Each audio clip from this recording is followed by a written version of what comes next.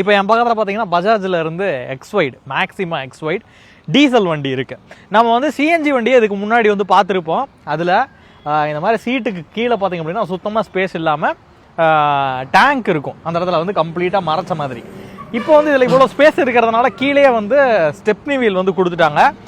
இதை மாதிரி நார்மலாக ப்ரௌச்சரில் இருக்கக்கூடிய விஷயங்களை வந்து இன்றைக்கி நம்ம பார்க்க போகிறது கிடையாது. கம்ப்ளீட்டாக வந்து உங்களுக்கு ப்ராக்டிக்கலாக இந்த வண்டி எப்படி யூஸ் ஆக போகுது, இதில் கொடுத்துருக்கூடிய ஒவ்வொரு விஷயமும் நமக்கு ரியல் டைமில் இந்த வண்டியை ஓட்டும் போது எந்தெந்த விதத்துலலாம் பயனுள்ளதாக இருக்குது அப்படின்றத நம்ம பார்க்க போகிறோம். முதல்ல இந்த வண்டியில் கொடுத்துருக்கூடிய இன்ஜினை பற்றி நம்ம தெரிஞ்சுப்போம், அதுக்கப்புறம் வந்து ஒவ்வொன்றா நம்ம பார்க்கலாம். ஃபஸ்ட்டு இந்த வண்டியில் கொடுத்துருக்கூடிய இன்ஜின் பார்த்திங்க அப்படின்னா பஜாஜோட இன்ஜின். டைரெக்டாக வந்து இப்போ ஒரு சில பிராண்டுகளில் பார்த்தீங்கன்னா அவங்களோட ஓன் இன்ஜின் வந்து யூஸ் பண்ணுறதில்ல, வேறு ஒரு பிராண்டில் உள்ள இன்ஜினை வந்து எடுத்து யூஸ் பண்ணுற மாதிரி தான் இருப்பாங்க. பட் பஜாஜில் இருக்கக்கூடிய எல்லா ஆட்டோக்களுமே அவங்களோட ஓன் இன்ஜின் தான். அது மட்டும் இல்லாமல் இப்போ ரீசெண்டாக பார்த்தீங்கன்னா ஈவியில் கூட நிறைய ஆட்டோ லான்ச் பண்ணியிருக்காங்க. அப்போது இந்த 3 வீலர் செக்மெண்ட்டில் நம்பர் 1 பிராண்டாகவும் வந்து பஜாஜ் வந்து இருந்துட்டு இருக்காங்க.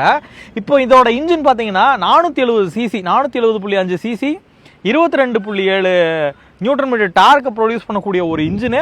அது மட்டும் இல்லாமல் 9 ஹெச்பியை வந்து அதிகபட்சமாக ப்ரொடியூஸ் பண்ணுது. இப்போது இந்த அளவுக்கு வந்து ஒரு டார்க் வந்து இருக்குது, 22.7 நியூட்டன் மீட்டர் டார்க் இருக்குது அப்படின்னா இதோட புல்லிங் பவர் வந்து அதிகமாக இருக்கும் அப்படின்னு தான் அர்த்தம். அப்போது அதோட புல்லிங் பவர் வந்து எப்படி இருக்குது அப்படின்றத ரியல் டைமில் பார்க்கணும்ல, அதுக்கு வந்து ஒரு எக்ஸ்பெரிமெண்ட் பண்ணி பார்க்க போகிறோம். வாங்க.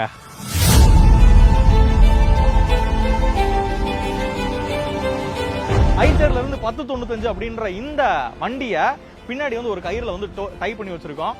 இந்த வண்டியோட ஜிவிடபிள்யூ பார்த்தீங்கன்னா 10 டன்னு. இதில் பேலோடு வந்து ஒரு 7 டன் வச்சுக்கலாம். அது நம்ம ஏற்றலை, 3 டன் வண்டியோட வெயிட் மட்டும் வரும். இந்த 3 டன்னை நம்ம ஆட்டோ வந்து இழுக்குதா அப்படின்றத லைவாக வந்து பெர்ஃபார்ம் பண்ணி காட்ட போகிறோம். இது மூலமாக 3 டன்னு இழுத்துருச்சு அப்படின்னா எந்த அளவுக்கு லோடு வந்து இதில் ஏற்ற முடியும் அப்படின்றத லைவாக நம்மளால் புரிஞ்சுக்க முடியும். வாங்க.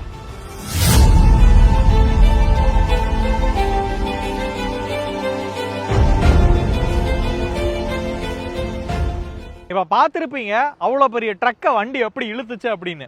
இப்போ இந்த டார்க் அப்படின்றது புல்லிங் பவரில் மட்டும் இல்லை, இந்த ஆட்டோவோட கிரேடபிலிட்டி, அதாவது ஏத்தத்தில் போகும்போதும் கூட இந்த வண்டி வந்து நல்லா பர்ஃபார்ம் பண்ணுறதுக்கு அது உறுதுணையாக இருக்கும். அப்போது ஏத்தத்தில் போகும்போது எப்படி பர்ஃபார்ம் பண்ணும், அதுக்கு ஒரு எக்ஸ்பெரிமெண்ட் பண்ணி பார்த்துடலாமா? வாங்க. கோயம்புத்தூரில் இருக்கக்கூடிய பாலமலை அப்படின்ற ஒரு ஸ்டீப்பான ஒரு ஹில்ஸுக்கு போவோம்.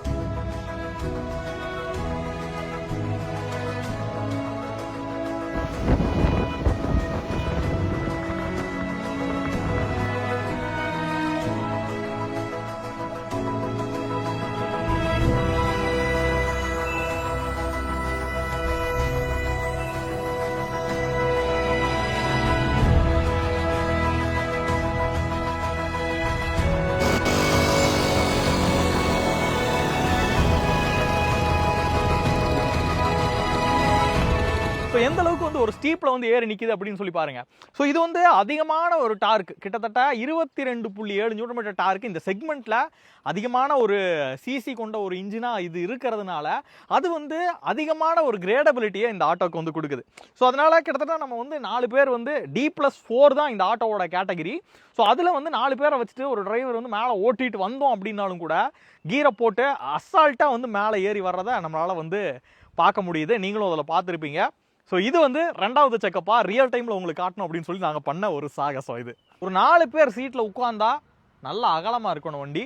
அதுக்காக 1.5 மீட்டர், அதாவது 1.5 மீட்டர் அகலத்துக்கு இருக்க மாதிரி வண்டியாக வந்து நல்லா அகலமாக வந்து கொடுத்துருப்பாங்க. ஸோ இந்த மாதிரி இருக்கும்போது இதில் டீசல் வண்டி, டீசல் இன்ஜினு, மைலேஜ் என்ன கிடைக்கும் நமக்கு அப்படின்ற ஒரு கொஷின் வந்து வரும். இவங்க கம்பெனி சைடில் கேட்கும்போது 30 வரைக்கும் அப்படின்னு சொல்லி சொல்கிறாங்க. கம்பெனி கிளைமிங் வந்து 30 அப்படின்ற ஒரு மைலேஜ் கிடைக்கும் அப்படின்னு சொல்கிறாங்க. அப்போ இந்த வண்டியோட காஸ்ட் என்ன வருது அப்படின்றத நம்ம தெரிஞ்சுக்கணும். இந்த வண்டியோட காஸ்ட் இன்னைக்கு ஆன் ரோடு அப்படின்றது பார்த்தீங்கன்னா இந்த ஜூன் மாதத்தில் இந்த வண்டியோட ரேட்டு 3,52,000 அப்படின்னு சொல்லி ஆஃபர்லாம் போக உங்களுக்கு வந்து வண்டி ஆன் ரோடுக்கு கையில் கிடைக்கிற மாதிரி இருக்கும். இந்த வண்டியில் இருக்கக்கூடிய ஒரு பெரிய ப்ளஸ் பாயிண்ட்டே பார்த்தீங்கன்னா இதில் வந்து 4 பேர் வந்து உட்கார வச்சுக்க முடியும், 4 பேர் உட்காந்துக்கலாம். இன்கேஸ் இந்த சீட்டை வந்து பின்னாடி வந்து போட்டுட்டு இந்த இடத்துல வந்து ஒரு சும்மா பெஞ்சு சீட் மாதிரி வந்து போட்டு பின்னாடி ஒரு வரிசை முன்னாடி ஒரு வரிசைன்னு போட்டு இதை இன்றைக்கும் வந்து காஞ்சிபுரம் ஏரியாக்கள்லாம் பார்த்தீங்க அப்படின்னா ஷேர் ஆட்டோ மாதிரி யூஸ் பண்ணிக்கிட்டு இருக்காங்க. அதுக்கான பர்மிட் வந்து இதுக்கு இல்லை, பட் இருந்தாலும் அப்படியும் வந்து யூஸ் பண்ணிக்கிட்டு இருக்காங்க. ஸோ இன்னொரு பக்கம் பார்த்தீங்க அப்படின்னா கேட்ரிங் சர்வீஸ் வச்சுருக்கவங்க தாராளமாக இந்த மாதிரியான வண்டி வந்து வச்சுருக்கிறாங்க.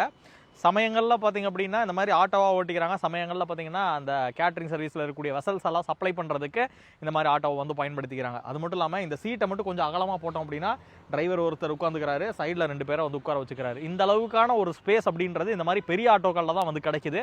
அதனாலேயே கூட நிறைய பேர் இந்த பெரிய ஆட்டோக்களை வந்து விரும்புறீங்க. இந்த மாதிரி முன்னாடி ஆட்கள் உட்கார்றது மட்டும் இல்லாமல் பின்னாடி வந்து ஓரளவுக்கு நல்ல லக்கேஜ் வந்து வச்சுக்க முடியும். இது பார்த்தீங்கன்னா ஒரு 2 பாக்ஸு. இது வந்து நம்ம ஹேண்ட் பேக்கேஜ் இல்லாதனால இப்போ வந்து இந்த வண்டிக்கு வந்த ஸ்பேர் ஐட்டம்ஸ், டூல் ஐட்டம்ஸ் வந்து நம்ம இந்த இடத்துல பாக்ஸாக வந்து வச்சிருக்கோம். இதுவே பார்த்தீங்கன்னா சரியான வெயிட் இருக்கு. ஸோ அதனால கண்டிப்பாக இது வந்து ஒரு ஸ்பேஷியஸான ஆட்டோ அப்படின்னு சொல்றதுல எந்த ஒரு மாற்று கருத்துமே இல்லை. ஸ்பேஷியஸான ஆட்டோ ப்ளஸ் பவர்ஃபுல்லான ஆட்டோ அப்படின்னு நம்ம சொல்லலாம். இந்த வீடியோ வந்து உங்களுக்கு பயனுள்ளதாக இருந்திருக்கும்னு நினைக்கிறேன். இந்த வீடியோ வந்து ப்ராக்டிக்கலாக டெஸ்ட் பண்ணது எப்படி இருந்துச்சு அப்படின்றத மறக்காம கமெண்ட்ல சொல்லுங்க. இதே மாதிரி இன்னொரு அருமையான வீடியோவில் உங்களை சந்திக்கிறேன். அது வரைக்கும் உங்கள்கிட்ட டாடா சொல்றது உங்கள் சிதம்பரம் செல்வன்.